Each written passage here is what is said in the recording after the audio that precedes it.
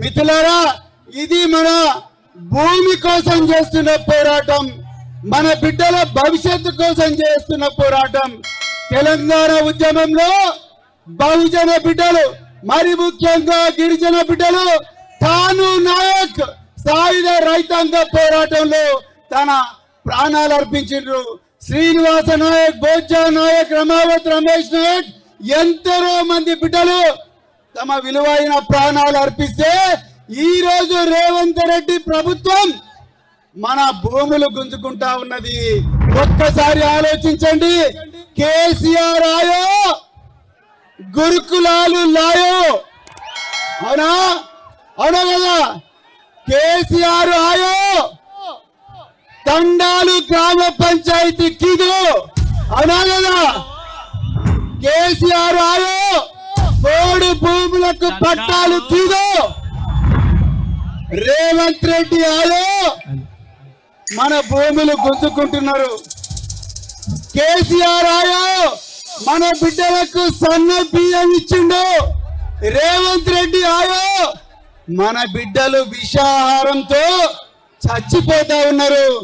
ఈ రోజు నిమ్స్ లో, హైదరాబాద్ లో చావు బతుకుల మధ్య మన గిరిజన బిడ్డ వెంటిలేటర్ పెట్టుకొని చచ్చిపోతా ఉన్నది. ఒక్కసారి ఆలోచించండి మిత్రులారా. ఇది మన భూమి కోసం పోరాటం, మన భుక్తి కోసం పోరాటం, మన భవిష్యత్తు కోసం పోరాటం. మనమందరం కూడా సేవలాల్ బాబు చెప్పినట్టుగా జాంజో చాంజో మాంజో ఏక్ జాత్ ఏక్ సాత్ ఏక్ బాత్, ఒకటే మాట మీద ఉందాం, ఒకటే బాట మీద నడుద్దాం.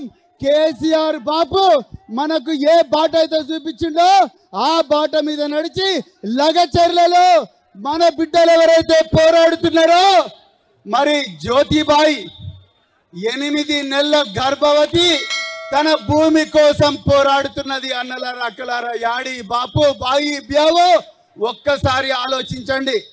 అదే విధంగా కిష్టుబాయి, సుశీలాబాయి, దేవుబాయి, ఎందరో మంది మహిళలు వాళ్ళ భర్తలను రాత్రింబవళ్ళు పోలీస్ స్టేషన్ లో టార్చర్ పెట్టి జైల్లో పడేసిన ఈ రోజు మన హక్కుల కోసం ఆ బాయిలు పోరాడుతున్నారు, ఆ అక్కలు పోరాడుతున్నారు. మరి వాళ్ళకందరికీ సంఘీభావంగా మన పోరాడంలో అవుతా, గట్టిగా చేతులు చెప్పండి, పోరాడంలో అవుతా.